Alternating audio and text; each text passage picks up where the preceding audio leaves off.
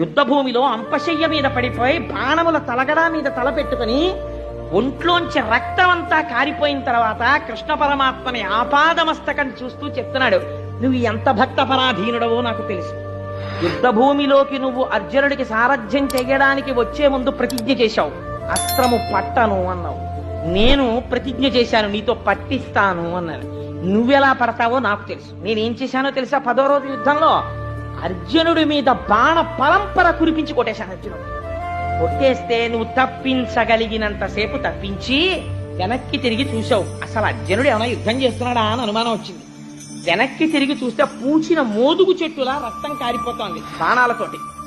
అంతే. ఎందుకు వచ్చింది నీకు కోపం? నిన్ను నమ్ముకున్న వాణ్ణి నేను కొట్టానని కోపం వచ్చేసింది. ఆ కోపంలో నీ ఒడలు నీవు మరిచిపోయావు పరమాత్మ. అంత భక్త పరాధీనుడివయ్యా నువ్వు.